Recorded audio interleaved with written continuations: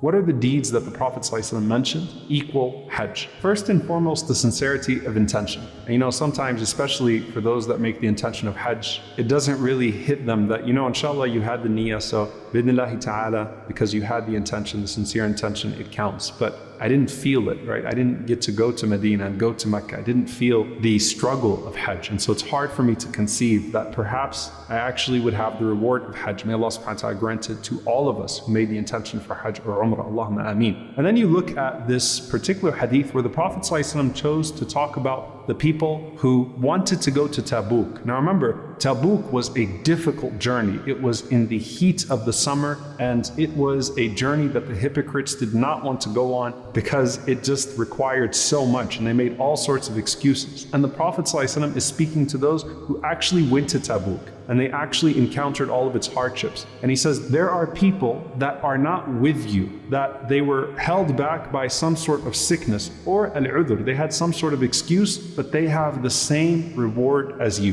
There are people that have the same reward even though they did not struggle the way that you struggled. So the sincerity of intention is important, and it's something that we have to always remind ourselves of, that إِنَّمَا الْأَعْمَالُ بِالنِّيَّاتِ, that actions are but by intentions. You have to actually work on your intention and make sure that as you intend to do something, that you sincerely intend it for Allah subhanahu wa ta'ala, and then the reward is assured from Allah subhanahu wa ta'ala. And so you have one of the most hopeful hadiths, not just about attaining the reward of Hajj, but Hajj with the Prophet sallallahu alaihi wasallam. Imagine if you lived in Medina. Think about the few people that did not get to go on Hajj with the Prophet sallallahu alaihi wasallam, and it's being referred to as Hajjatul Wada', the farewell Hajj. There's a chance that the Prophet sallallahu alaihi wasallam won't go out again. And so people are really remorseful and regretful that did not go with the Prophet sallallahu alaihi wasallam. And there's this particular woman, Sinan al-Ansariya, radiyallahu ta'ala anha, who was so sad because she wanted to go on Hajj with the Prophet ﷺ, but she was unable to. So she goes to the Prophet ﷺ and she complains to the Prophet ﷺ about her situation, that, Ya Rasulullah, I missed Hajj with you. So this is after the Hajj. And the Prophet ﷺ says, well, what stopped you from doing Hajj with us, O Sinan?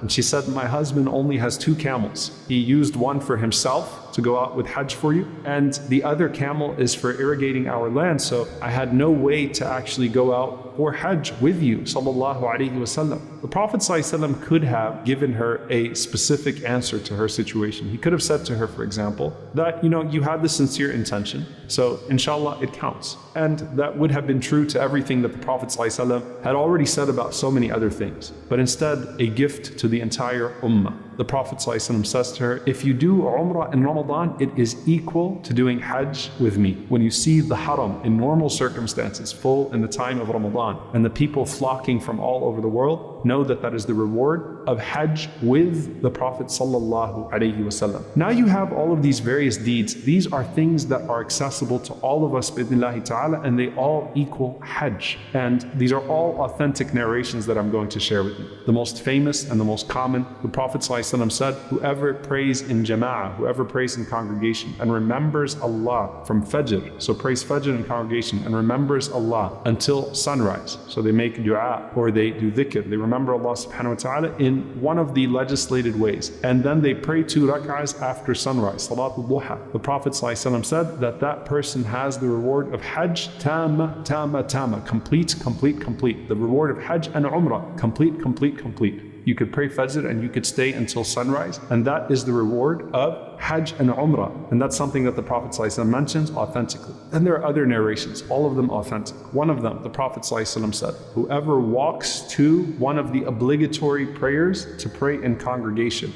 then that is the reward of Hajj. And whoever walks to pray a voluntary prayer in the masjid, then that is Umrah. And in one narration, the Prophet ﷺ specified Salatul Duha. So if a person one day decides that they want to go to Salatul Duha, or they want to go pray 2 rak'ahs in the masjid, Salatul Duha, or a voluntary prayer, then that is the reward of Umrah. And when a person walks to the mandatory Salah, and the Prophet ﷺ says, that is like a Hajj, complete, complete, complete. Well, what about the other things? The Prophet ﷺ said in another authentic hadith, whoever goes out to the masjid and what they want, the only thing that they want is to learn something good or teach something good. So both the student and the teacher, when there's a halaqah and you go out to the masjid, to one of those circles of remembrance, that person has the reward of a person who went out for Hajj tamma. And he said, complete, complete, complete. Why does the Prophet ﷺ keep saying tamma? Because you might be thinking to yourself, come on, Ya Rasulullah, really? The entire Hajj? The Prophet ﷺ is saying the reward of Hajj, complete, complete, complete. So these are things, subhanAllah, that surround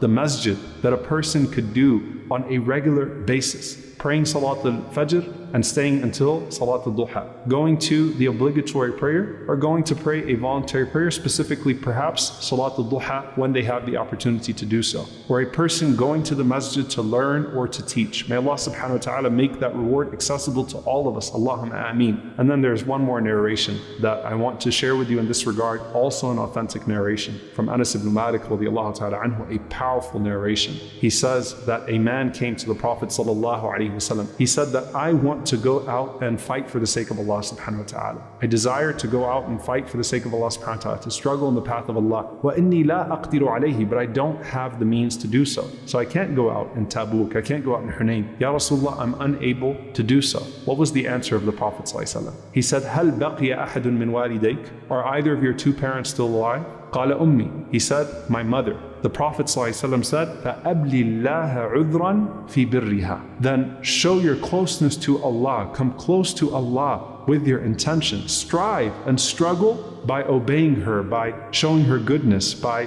giving her good companionship, by serving her. And of course, we know that when it comes to jihad, this is the famous narration where the Prophet ﷺ sent the young man back and he said, فَفِيهِ مَا فَجَاهَدْ. Then strive in your parents, right? Strive in their favor, that go back to your mother, heaven is under her feet. But here in this particular narration, which is an authentic narration, the Prophet ﷺ says, فَإِنَّكَ إِذَا فَعَلْتَ ذَلِكَ. That if you do what I just told you, if you honor your mother, the Prophet ﷺ said, فَأَنْتَ حَاجٌ وَمُعْتَمَرٌ. You are a person who is amongst those who do Hajj and Mu'tamar. You are one of those who has done Umrah, وَمُجَاهِدْ فِي سَبِيلِ اللَّهِ. So subhanAllah, if one of your parents is alive, honoring your parent is like jihad and Hajj and Umrah all together. And this is an authentic narration from the Prophet ﷺ. May Allah resurrect us in the ultimate gathering in the hereafter in His companionship ﷺ, and allow us to be His neighbors in Jannat al-Firdaus. Allahumma ameen.